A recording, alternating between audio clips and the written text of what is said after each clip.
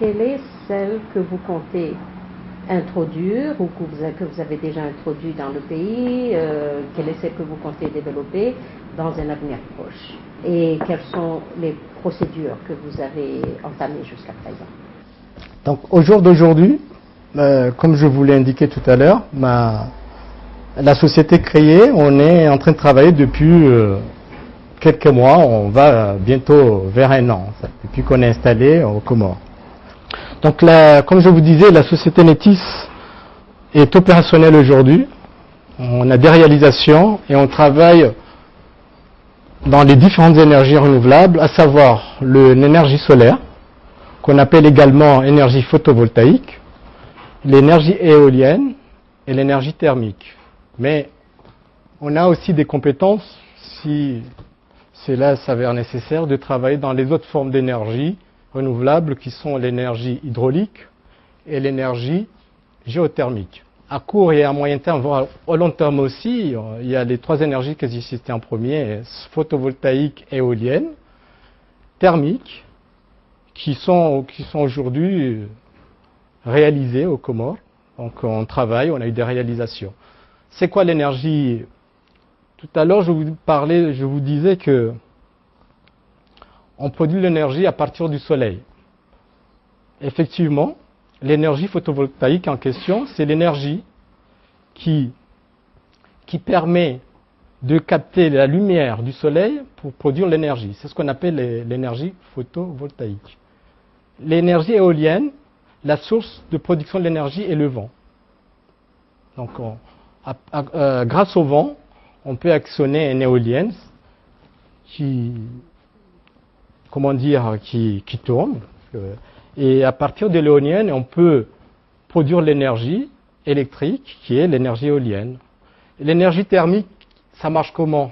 En fait, c'est un peu la même chose que l'énergie photovoltaïque, à part que, au lieu de capter la lumière, au lieu d'absorber la lumière, on prend la chaleur, et c'est cette chaleur qui permet de produire de l'énergie thermique, qui nous permet de faire de l'eau chaude, mais qui nous permet aussi de faire de la climatisation solaire. Et là, vous venez de dire que vous avez commencé maintenant, ça fait un an que vous avez commencé votre société, qui s'appelle Netis. Netis. Et pour le moment, vous travaillez simplement sur l'énergie solaire. On travaille sur l'énergie solaire, on travaille aussi sur l'énergie éolienne, puisque dans nos réalisations, on est amené à étudier. Pour le moment, c'est en cours d'étude, mais la réalisation pour une éolienne, ça sera pour bientôt. On est amené à combiner dans nos installations et de l'énergie solaire photovoltaïque et de l'énergie éolienne. Ces deux énergies permettent de devenir complètement autonome et à tout moment en énergie renouvelable. Et donc, aujourd'hui, nos réalisations, on a quelques réalisations qui ne sont pas des moindres, mais en énergie photovoltaïque. Donc, il y a eu, dans les différentes villes, on a eu à Mitsameoli, à Réaliava, et on a 2 réalisations à Mitsameoli. On a à Moroni, on a plusieurs réalisations, des grosses réalisations. À Danilatidje, on a je pense que c'est une première aux Comores, et c'est avec toute modestie que je le dis. On a une maison entière qui fonctionne de façon autonome à l'énergie solaire, c'est-à-dire qu'au jour d'aujourd'hui, cette maison n'a pas besoin d'autres formes d'énergie que du solaire pour fonctionner. Et c'est effectif, elle fonctionne, ça fait un peu plus d'un mois que ça fonctionne et il n'y a aucun problème. Donc au jour d'aujourd'hui, je pense que c'est une bonne nouvelle de dire, et on peut le dire aujourd'hui, qu'on peut, parce que des gens, au départ, ils étaient sceptiques, et je peux comprendre que parce que c'est une nouvelle technologie, on ne connaît pas, on est en train d'essayer de passer l'information, d'expliquer comment ça marche, etc. Et donc c'est normal qu'il y ait un peu du scepticisme derrière, mais moi je pense, et j'ai toujours pensé que c'est par les réalisations que la population va commencer à comprendre l'intérêt de l'énergie solaire l'intérêt environnemental, je pense qu'on commence à prendre conscience, tout le monde commence à prendre conscience du réchauffement de la Terre, que chacun doit contribuer à sa façon. Mais l'intérêt durable, dans le sens où on ne dépend pas des produits qui peuvent demain ne plus en avoir, hein, mais on dépend des énergies qui sont là durablement. Et aussi, il y a l'intérêt économique, parce que, et la qualité de service, et j'insiste bien là-dessus, qu'il y a l'intérêt économique, mais aussi il y a une qualité de service de cette énergie.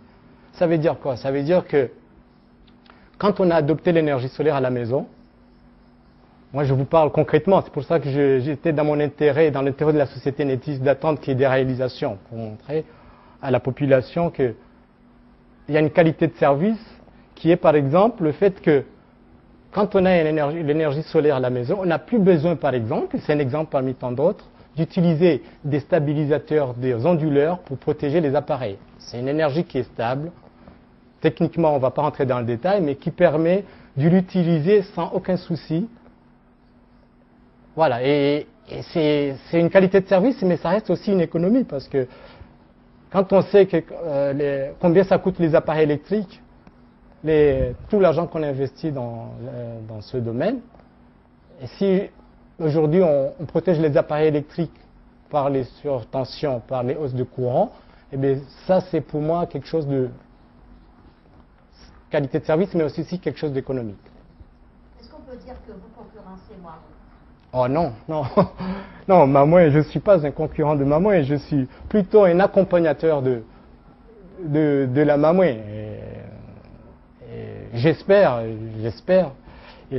que dans l'avenir, j'espère proche, on sera amené à travailler ensemble. Parce que nous, on est plutôt un accompagnateur de Mamoué, simplement parce que aujourd'hui, même dans les endroits où il y a 100% Mamoué, ou 90%, mais en tout cas, quand on dit 90%, les 2%, quand Mamoué n'est pas là, le solaire peut prendre le relais. Donc c'est un accompagnateur de Mamoué. Et ça a un intérêt pour tout le monde, pour la Mamoué, parce que derrière, s'il y a un problème, la Mamoué a le temps de résoudre le problème avant de remettre l'électricité, sachant que derrière, il y a d'autres sources d'énergie qui complètent.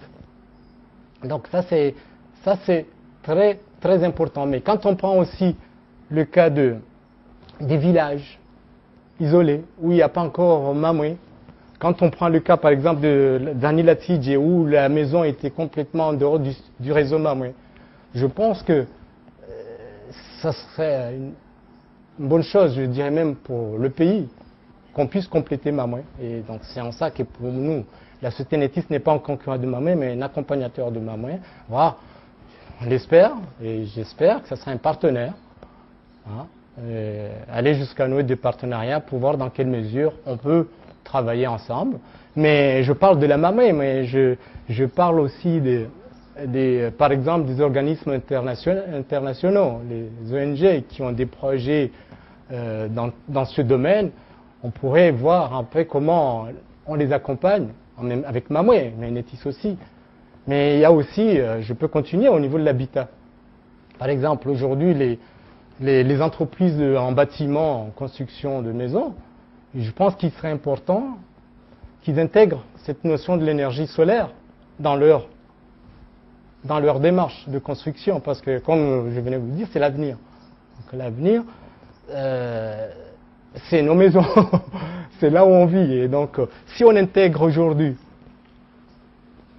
l'intégration de l'énergie solaire, mais thermique aussi, c'est-à-dire qu'aujourd'hui, une maison en construction, on se dit que ça coûtera moins cher de penser à mettre des climatisations solaires que des climatisations classiques, par exemple. Donc ça fera, je pense, l'intérêt de tout le monde et le bien de tout le monde et du pays, et je pense même de la Mamoué, parce que ça suppose que derrière, on diminue un peu la consommation vers Mamoué, et je pense que c'est tout bénéfique pour tout le monde. Donc pour qu'on puisse mieux comprendre, dans une maison, on peut avoir les deux énergies.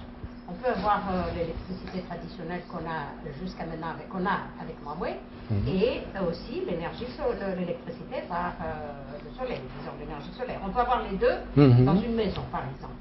les deux peuvent se compléter. Bien sûr. Ça veut dire, à un moment où il y a une coupure électrique de Mamoué, automatiquement l'autre peut entrer en jeu. Bien sûr. Ça peut se faire Bien sûr, ça techniquement c'est réalisable. C'est-à-dire qu'au jour d'aujourd'hui, on peut dire cette installation, on la réalise dans le but d'être un secours, une installation secours, quand Mamoué n'est pas là. Auquel cas, techniquement, on sait réaliser, on sait quand Mamoué n'est pas là, qu'automatiquement on passe à l'énergie solaire. Ce qui est une très bonne chose. Ça suppose derrière qu'on a protégé toute la chaîne alimentaire, les frigos qui s'arrêtent, etc. Et on sait combien c'est important aujourd'hui qu'on s'intéresse à ce genre de choses. Donc ça c'est techniquement réalisable et il n'y a aucun problème, et c'est pas difficile. Et on parle de la Mamoué, mais j'ai envie de dire pour ceux qui ont un groupe, au moment où, pour une raison ou une autre, ils ont besoin d'utiliser le groupe peut être là aussi en secours. C'est-à-dire que quand, pour une raison ou une autre, le solaire, Mamoué n'est pas là, le solaire n'est pas là parce qu'il y a 3 jours de pluie, il y a de la pluie, un groupe peut démarrer automatiquement